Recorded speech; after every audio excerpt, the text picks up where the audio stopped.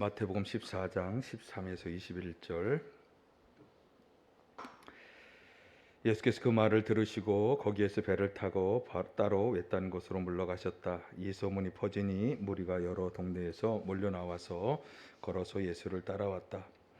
예수께서 배에서 내려서 큰 무리를 보시고 그들을 불쌍히 여기시고 그들 가운데서 앓는 사람들을 고쳐 주셨다. 저녁 때가 되니 제자들이 예수께 다가와서 말하였다. 여기는 빈들이고 날도 이미 저물었습니다. 그러니 무리를 헤쳐 보내어 제각기 먹을 것을 사 먹게 마을로 보내시는 것이 좋겠습니다. 예수께서 그들에게 말씀하셨다. 그들이 물러갈 필요가 없다. 너희가 그들에게 먹을 것을 주어라. 제자들이 예수께 말하였다. 우리에게 있는 것이라고는 빵 5개와 물고기 2마리밖에 없습니다. 이때 예수께서 말씀하셨다. 그것들을 이리로 가져오너라. 그리고 예수께서는 무리를 풀밭에 앉게 하시고 나서 빵 5개와 물고기 2마리를 들고 하늘을 우러러 보시고 축복 기도를 드리신 다음에 떼어서 제자들에게 주시니 제자들이 이를 무리에게 나누어 주었다. 그들은 모두 배불리 먹었다. 남은 부스러기를 모으니 12광주리에 가득 찼다. 먹은 사람은 여자들과 어린아이 외에 어른 남자만도 5,000명쯤 되었다. 아멘. 할렐루야. 오늘 본문 이야기는 너무나 잘 아는 오병이어의 기적 사건입니다. 예수님께서는 자신을 따라온 무리들을 불쌍히 여기셔서 긍휼히 여기는 마음으로 그들의 질병을 치료해 주셨을 뿐만 아니라 또 저녁이 되어 먹을 것이 없는 무리에게 놀라운 기적을 베푸셨어요. 여기 보면 빵 5개와 물고기 2마리를 가지고 모든 모인 무리들을 배불리 먹이고도 12광주리가 남는 그런 기적을 행하셨죠. 여기 보면 여자와 어린아이들을 제외하고 남자만 5,000명이었다고, 그러니까 그 인원이 가히 굉장히 많았다고 하는 것을 알 수 있습니다. 사실 우리 신앙인들은 대부분 그런가 보다 하고 넘어가지만 일부 신앙인들이나 혹은 세상의 사람들은 이 이야기를 듣고 나서 과연 이런 기적이 가능할 것이냐, 이런 의문을 제기합니다. 여러분의 생각은 어떠십니까? 과연 이런 기적이 가능하겠습니까? 만약 이 기적이 사실이라면, 이렇게 흔드시는 분도 계셨어요. 네. 만약 이 기적이 사실이라면 어떻게 이런 기적이 가능할 수 있을까? 성경은 거짓말을 기록하지는 않았습니다. 거짓말이 때때로 기록되었다면 우리가 성경을 이렇게 교본으로 삼아서 설교할 근거가 전혀 없어지는 거죠. 이것이 사실이라면 어떻게 이런 기적이 일어날 수 있을까? 그리고 오늘 우리 가운데도 이런 기적이 일어날 수 있을까? 사실 기적 자체에 관심을 가지는 것은 별 의미는 없습니다. 왜냐하면 이 기적을 강조하고 이런 기적 사건이 일어나도록 이 성경 말씀을 기록한 것은 아니기 때문에 그렇습니다. 이 성경 말씀을 통해서 우리가 관심을 가져야 하는 것은 이 기적 사건을 전하면서 마태복음서 저자가 이 신앙 공동체에게 어떤 말씀을 하려고 하시는가? 오늘 저와 여러분들한테 이 이야기는 무슨 말씀을 주려 하시는가? 거기에 한번 잘 귀를 기울여서 들어주시기를 바랍니다. 오늘 본문을 보면 이 사건을 대하는 예수님과 제자들의 자세가 참 대조적으로 비교가 되고 있습니다. 서로 참 다릅니다. 제자들이 잘못한 것이냐? 그렇게는 생각할 수 없을 것 같습니다. 그냥 제자들은 아주 평범하게 현실적으로 생각하고 있을 뿐입니다. 그러나 예수님은 현실적인 것을 넘어서는 그 이상의 것을 바라보시고 있습니다. 이것이 제자들과 예수님의 결정적인 차이였습니다.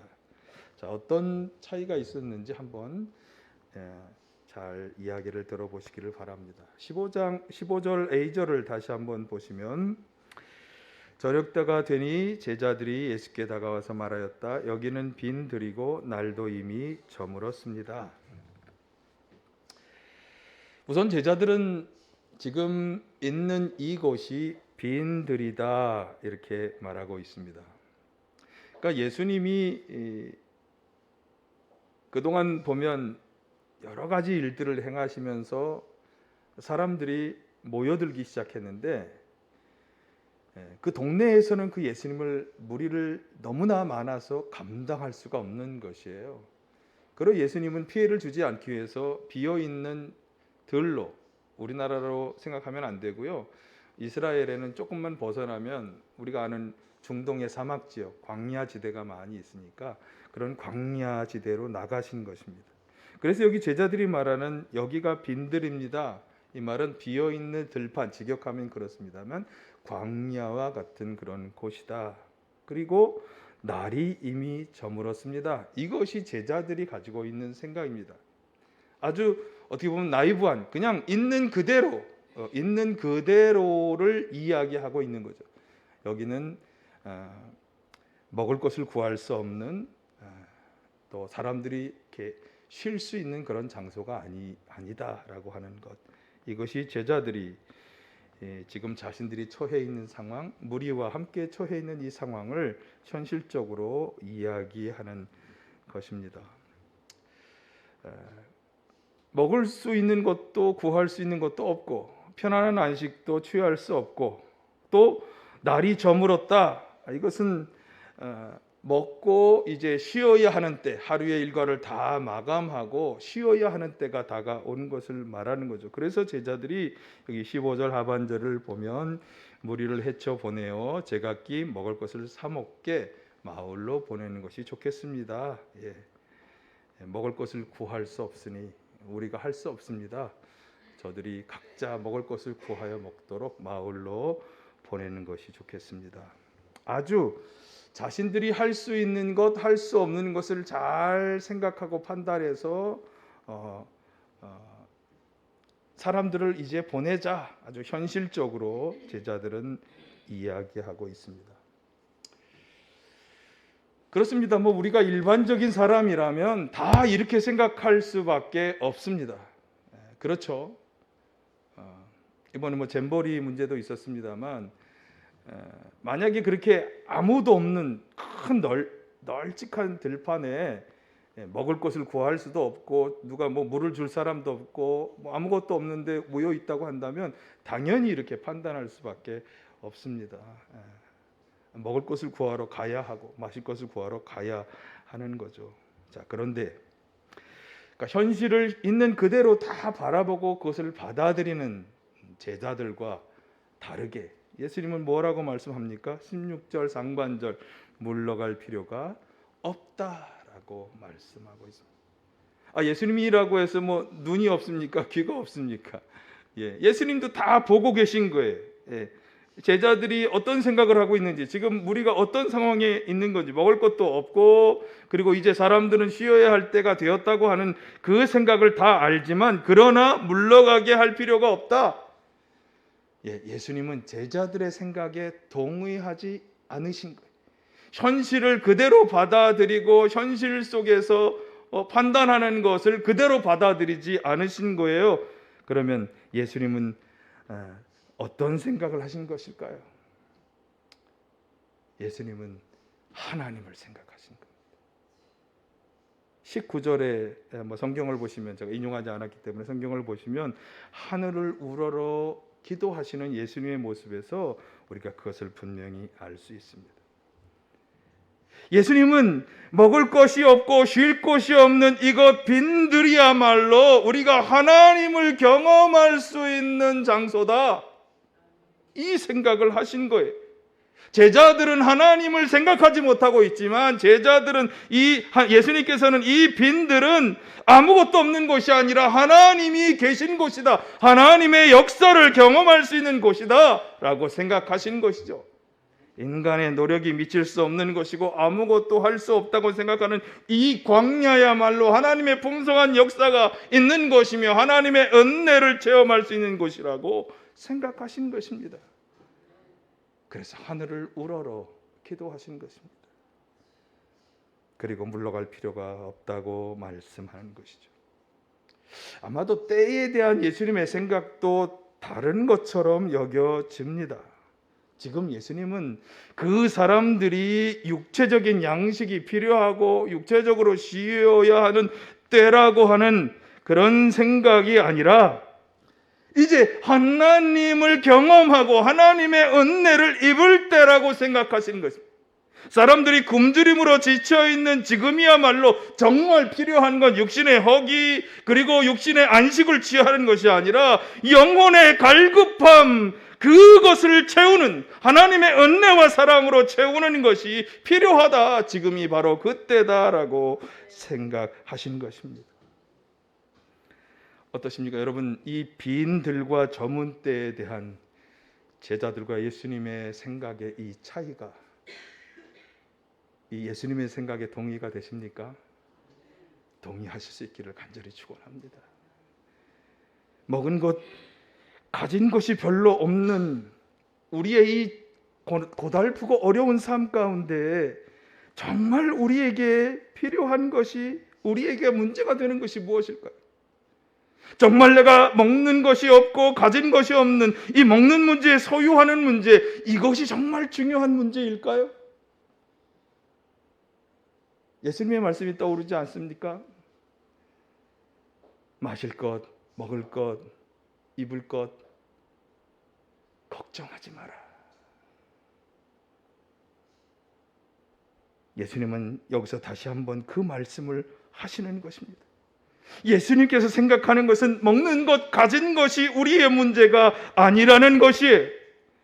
정말 우리에게 필요한 것은 무엇일까요? 우리에게 갈급한 것은 무엇일까요? 여러분, 육신적인 것이 없기 때문이 아니라 우리의 영혼이 문제라는 것입니다.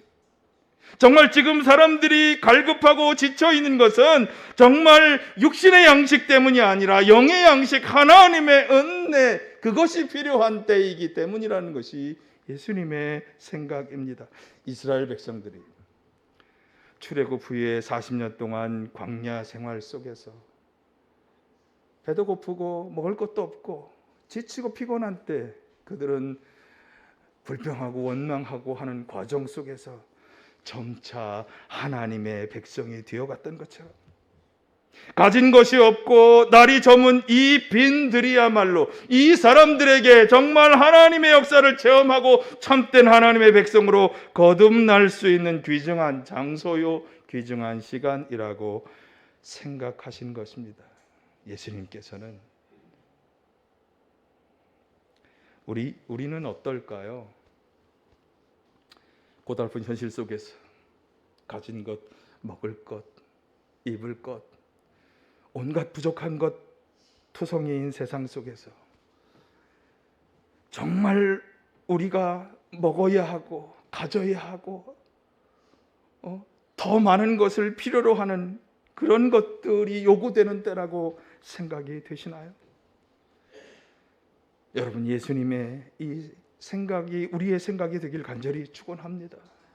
이 어려움의 상황이야말로 더 가져야 하고 더 소유해야 하는 그런 때가 아니라 하나님의 역사를 경험해야 하고 하나님의 은혜를 입어야 할 상황이라는 이 믿음을 가지시기를 간절히 축원합니다.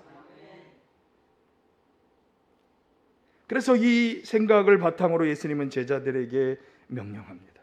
16절 하반절, 너희가 그들에게 먹을 것을 주어라. 자, 제자들은 현실적인 생각에 사로잡혀 있습니다. 그런데 예수님은 그렇게 할 필요가 없다 그러시면서 먹을 것을 주라고. 이 예수님의 생각에는 먹을 것이 있어, 그렇죠? 나누어 줄 것이 있다고 확신하는 말씀이잖아요. 다시 말해서 예수님은 하나님께서 이 상황을 해결해 주실 것에 대한 분명한 확신이 있으신 거예요. 그러니까 하나님께서 이 모든 사정을 헤아려 주시고 자비를 베풀어 주시고 필요한 양식을 공급해 주실 것을 의심하지 않은 것이, 아직 받지 않았지만 아직 받을 거에 대한 어떤 징조도 보이지 않지만 받은 줄로 여기고 예수님은 나누어 줄 수 있다, 나누어 주어라 말씀하신 것입니다. 여러분, 예수님이 가졌던 이 믿음이 우리의 믿음이 되시길 간절히 축원합니다. 하나님께서는 우리의 모든 연약한 사정을 헤아려 주시고 자비를 베풀어 주시고 필요한 것을 공급해 주실 것을 의심하지 않는 믿음, 이 믿음을 가지시기를 간절히 축원합니다. 그러나 제자들은 여전히 현실에서 벗어나지 못하고 있습니다. 17절, 제자들이 예수께 말하였다. 우리에게 있는 것이라고는 빵 5개와 물고기 2마리밖에 없습니다. 제자들은 빵 5개와 물고기 2마리의 시선이 머물러 있습니다. 이것이 우리가 일반적으로 가지는 생각입니다. 잘못했다고 얘기하는 건 아닙니다. 이걸 넘어서야 한다는 얘기지 잘못됐다고는 얘기할 수 없습니다. 우리의 시선은 여전히 빵 5개와 물고기 2마리에만 머물러 있는 것입니다. 사실 제자들은 예수님의 부름을 받아서 다른 사람들과는 좀 다르게 계속해서 예수님이 행하시는 역사들을 보았어요. 사람을 치료하고 병자를 치료하고 놀라운 기적이 일어나는 걸 체험했어요. 귀신이 쫓겨나가는 걸 체험했어요.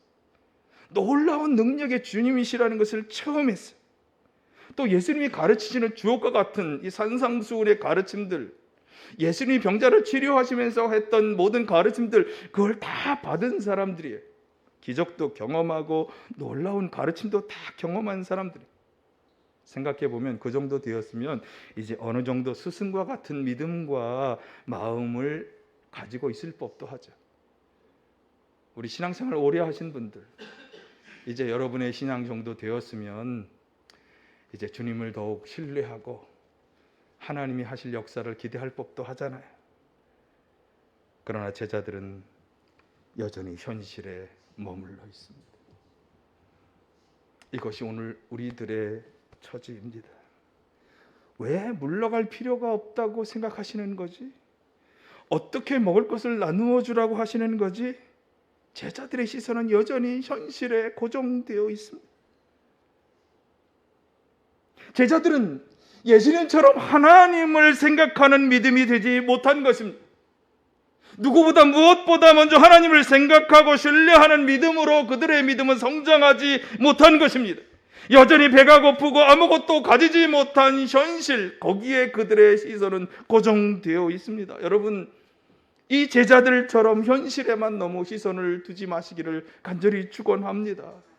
그러면 어떻게 하라는 것입니까? 현실에서 눈을 들어서 능력의 예수님, 능력의 하나님을 바라보아야 하는 거죠. 시편 기자가 말씀하잖아요. 함께 보실까요? 내가 눈을 들어 산을 본다. 내 도움이 어디에서 오는가? 내 도움은 하늘과 땅을 만드신 주님에게서 온다. 시편 기자는 눈을 들어 산을 보자 그랬어요. 예수님은 어떻게 말씀하실까요? 눈을 들어 하늘을 보자.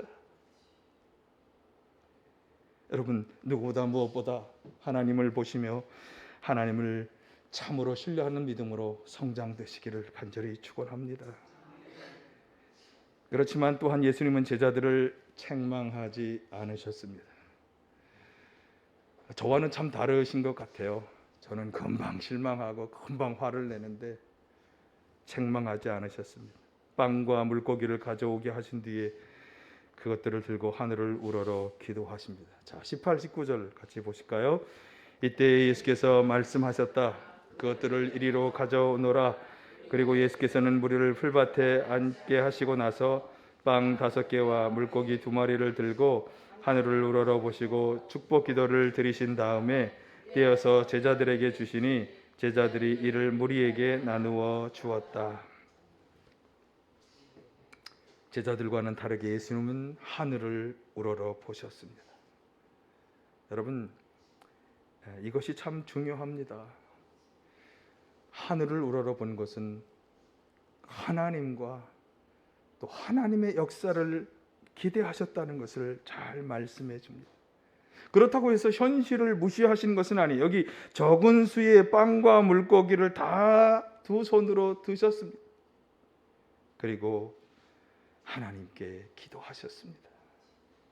여러분, 우리가 가져야 할, 믿음의 사람으로서 우리가 가져야 할 무엇보다 중요한 점은 하늘을 우러러 하나님을 바라보는 자세입니다. 제자들은 빵과 물고기만을 바라보았지만 예수님께서는 하늘의 하나님을 바라보셨습니다. 하나님의 자비하심, 하나님의 능력, 하나님이 역사해 주신다는 그 약속을 지킬 것을 확신하신 것입니다. 여러분, 베푸실 은혜에 대한 분명을 확신을 가지고 주실 것을 기대하며 축복하며 감사의 기도를 드리신 것입니다.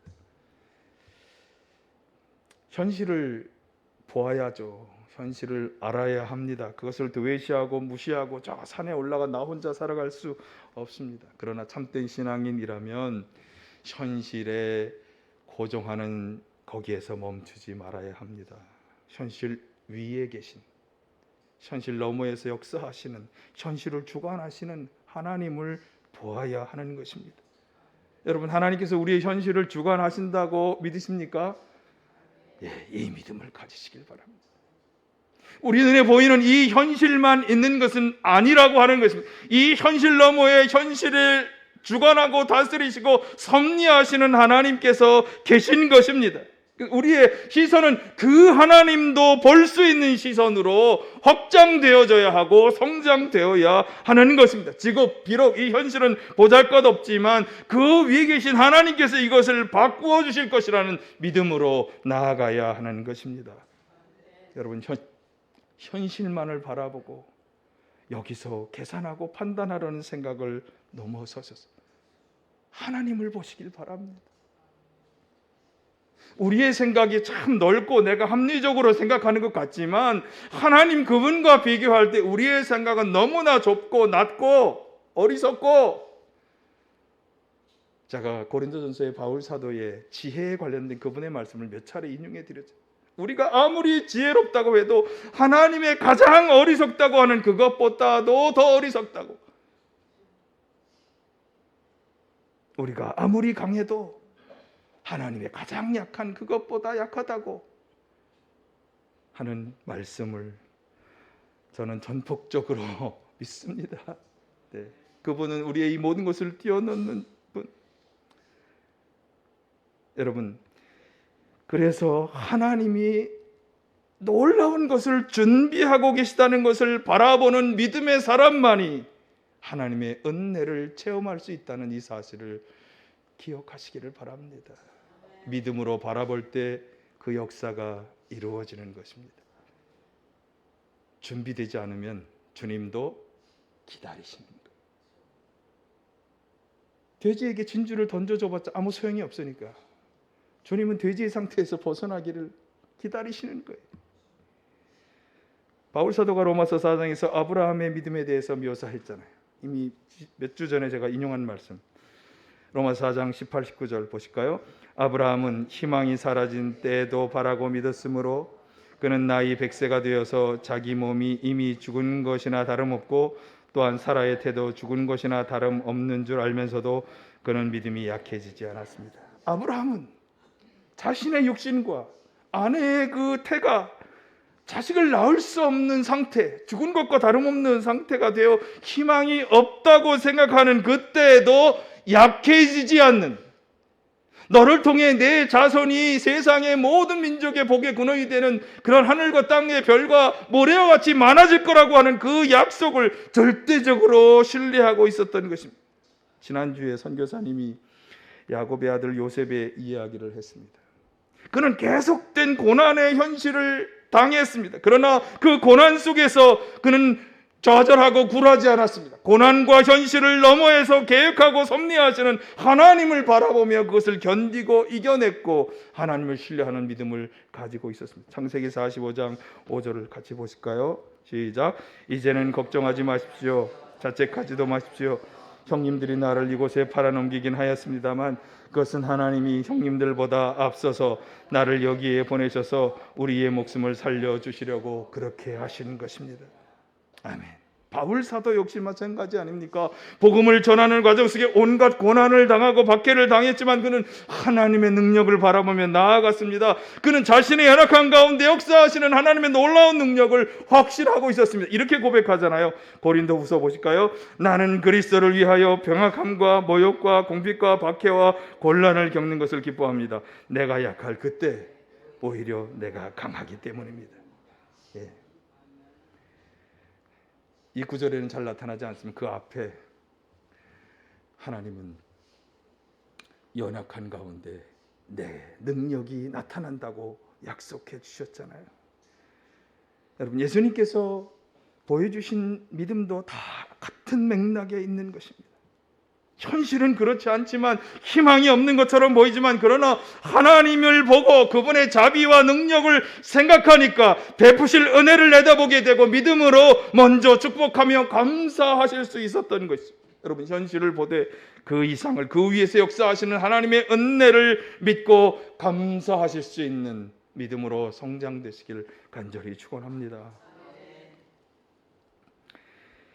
마지막으로 예수님에게서 발견할 수 있는 참으로 귀한 점 한 가지를 이제 더 생각해 보아야 하는데, 그렇게 예수님은 제자들이 아직 연약하고 부족함에도 불구하고 여전히 제자들에게 기회를 주시고 있다고 하는 사실입니다. 제자들에 대한 믿음을 거두지 않으셨어요.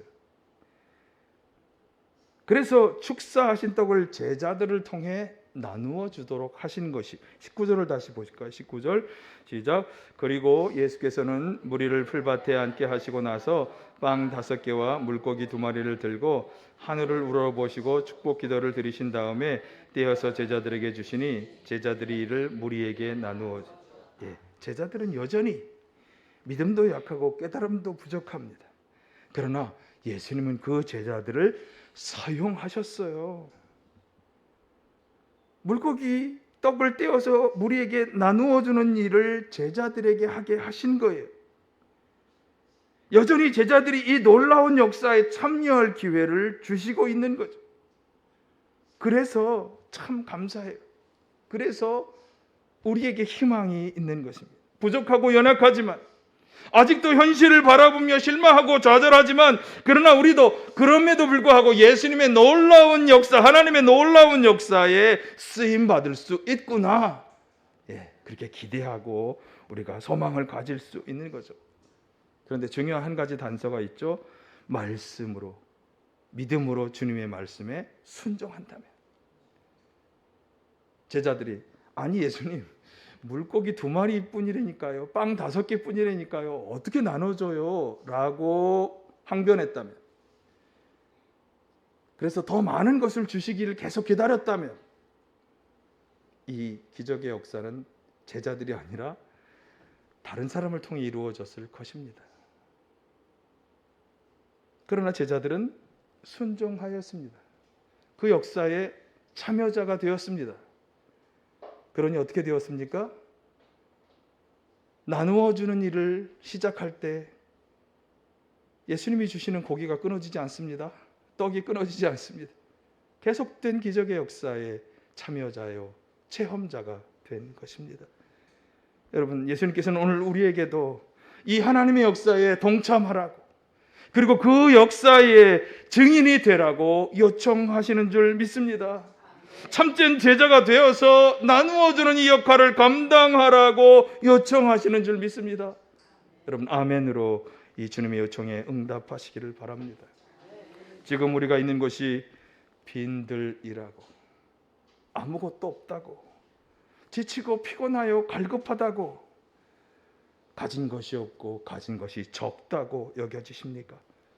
여러분, 현실을 보지 마시고 눈을 들어 하늘의 하나님을 바라보시기를 바랍니다.